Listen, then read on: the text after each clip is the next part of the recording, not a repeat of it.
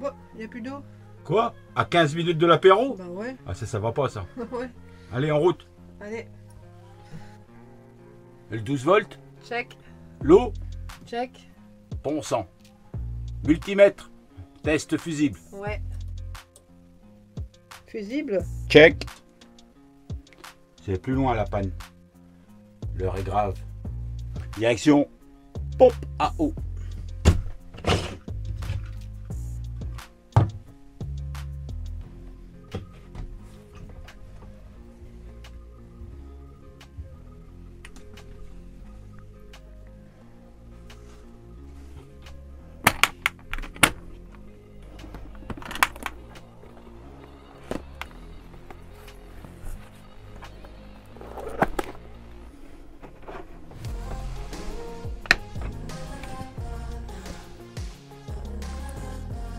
Alors voilà, tu désolidarises ta pompe à eau existante. Hein. Moi, c'est une pompe immergée. Hein. Après, derrière, ça peut être une pompe qui est à l'extérieur. Hein. Mais le principe, il est le même. Donc, tu désolidarises ton arrivée électrique. Hein. Tu te munis d'un multimètre. Donc, un multimètre, je t'explique vite fait. Hein, puisque quelque part, ce week-end, je suis tombé sur une personne qui n'en possédait pas. Pourtant, c'est un camping-cariste.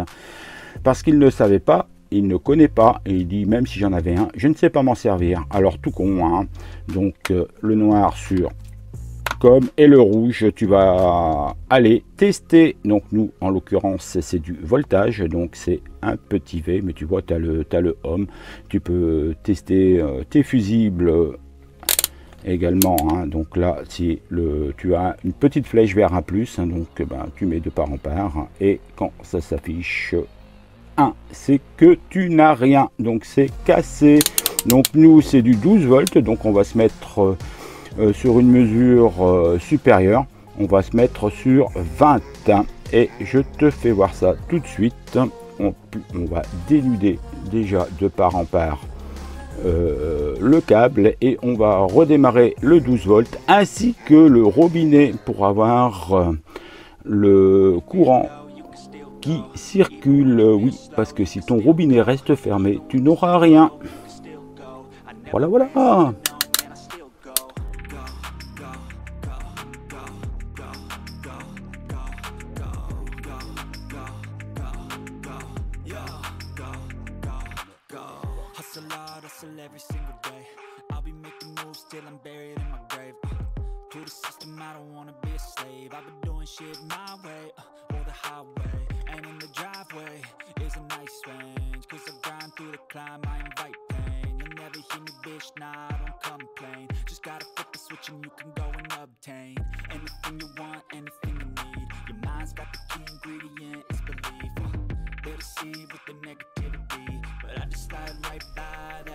Voilà, et avec ton multimètre, tu vas aller tester. Alors, je te le répète, des fois que tu ne l'aurais pas entendu au départ, tu mets sur 20 en courant continu. Là, tu rallumes le 12 volts et tu mets ton robinet en position on, pardon.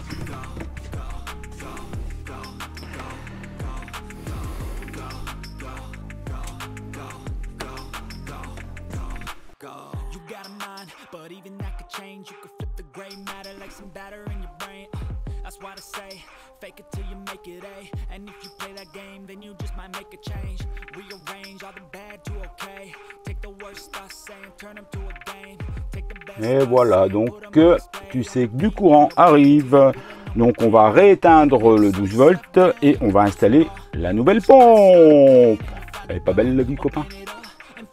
Donc voilà, donc on enlève l'ancienne pompe. Enfin, on essaye. Parce qu'elle tient à sa peau. Ah là, elle n'est pas se décrocher, mais je pense qu'elle est d'origine celle-ci. C'est bon. Et voilà. On a réussi à l'enlever. Alors on fait passer le nouveau câble. Voilà. Hop, on verra la partie électrique après. On s'occupe d'abord de la plomberie. comme on est au bord d'une cuve d'eau, on va isoler un tout petit peu. Bon alors voilà, hein, quand on est en van life comme nous, on fait comme on peut avec la couleur de Chatterton que l'on possède. Pour ma part, c'est du blanc. Voilà, même opération avec l'autre code de couleur, mais là on va mettre un rouge pour différencier le plus et le moins. Non, oui, ouais, ça marche. Alors comme tu peux le voir, il y a de l'eau. Bon, il y a peut-être un petit peu d'air. Voilà, ça va venir. Ça va venir, mais le plus important, c'est qu'il y a de l'eau. Allez, on finit l'isolation et je te reprends.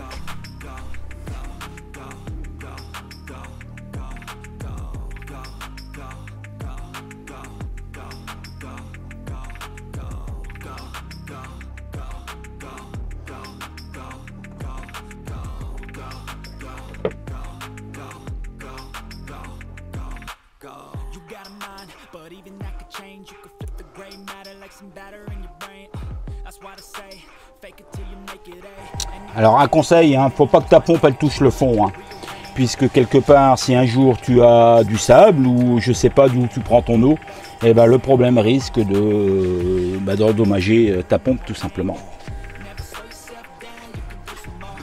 Et voilà, il y a l'eau qui vient.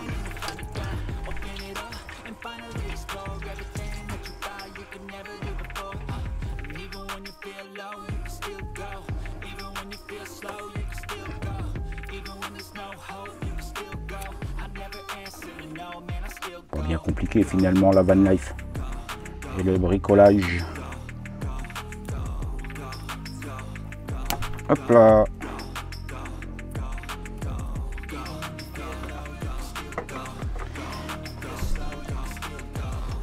On va ranger les câbles proprement. Refaire un tout petit joint de sika tout autour. Et ce sera parfait.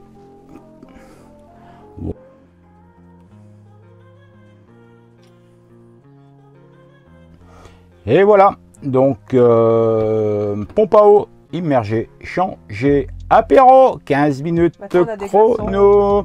Alors je voudrais revenir sur un petit point. Samedi dernier, sur un air de camping-car, je n'avais pas mon multimètre, je ne pouvais pas tester ma pompe à eau. Et je suis allé à la rencontre d'une personne qui me dit « Ah non, je ne possède pas, parce que même si j'en avais une, si j'avais un multimètre, pardon, je ne saurais pas m'en servir. » Alors, c'est un outil indispensable dans un camping-car. Alors, rien de compliqué. En fait, le noir, toujours sur le port, comme. Ensuite, et je le répète, hein, je l'ai déjà dit tout à l'heure, sur le rouge, sur ce que vous allez tester. Nous, c'était du voltage, hein, du 12 volts. Donc, on va le mettre sur 12 volts. On l'allume en courant continu. Donc, le petit logo, un V avec un genre d'égal, hein, donc un trait continu plus des pointillés. Et on va se mettre sur 20 puisque c'est du 12 volts. Donc on va à la tension supérieure de ce qu'on va tester. Voilà. Donc pour les fusibles, vous avez une petite flèche en général avec un plus. Donc quand vous voulez tester un fusible, et ben vous le mettez à l'endroit et si il affiche 1, c'est que votre fusible est grillé. Il suffit de le changer tout simplement. Donc voilà, donc écoutez, j'espère que ce tuto vous a plu. Donc n'oubliez pas le petit like. Si tu veux nous suivre, tu t'abonnes, tu actives la cloche et puis tu suis nos aventures. Et puis tu nous laisses un commentaire, on se fera un plaisir de te répondre. Nous on te dit à la tienne, santé et à bientôt.